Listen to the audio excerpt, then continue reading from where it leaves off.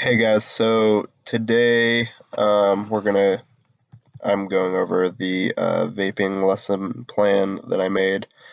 Um, the brief description for this lesson, it explores electronic cigarettes, one type of electronic nicotine delivery system called ENDS. We'll go over that later.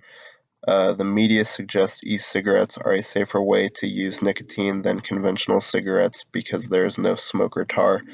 This lesson will explore whether or not e-cigarettes are safe, what is known and not known about the chemicals they contain, similarities and differences between e-cigarettes and conventional cigarettes, and how ends are regulated.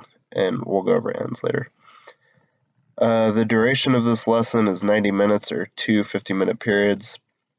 After writing this all up, I feel like you could probably get it done a little bit sooner than two classes, but you'd kind of just have to wait and see.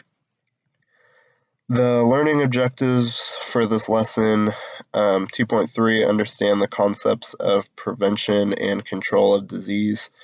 3.1, understand how family, culture, and environmental factors affect personal health. 3.1 and 2, analyze how environmental factors affect health. 3.1 and 3, evaluates environmental risks associated with certain occupational, residential, and recreational choices. The materials for this lesson, all we need is the e-cigarette fact sheet and the question and answer worksheet that I made up, and that's at the bottom of the pages that we'll see in a little bit. The resources I used is vaping safer than smoking, and there's a good YouTube video right here that I would play before we start this. The FDA and the CDC, National Institution of Drug Abuse, federal government, and American Lung Association websites. The URLs and stuff are on the next page.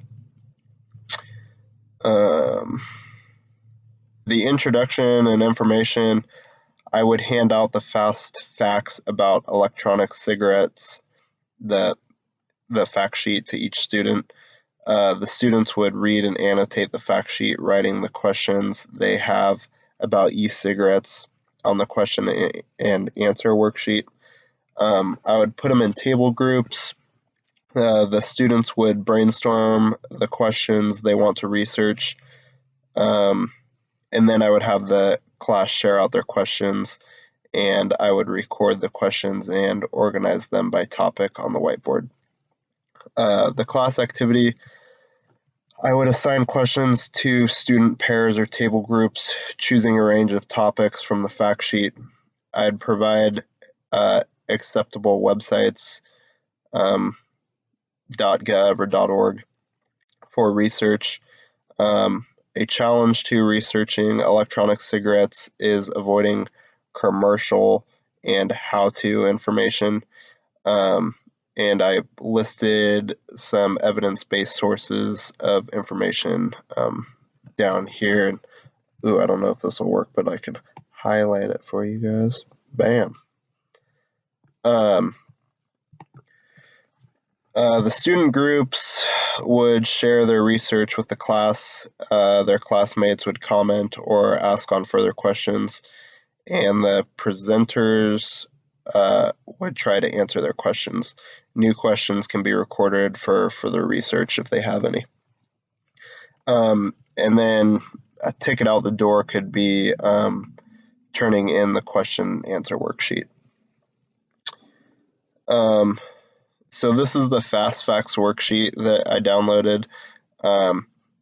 And this just has a lot of information, a lot of good information, and there's not a lot of fluff. It's just kind of down to the facts.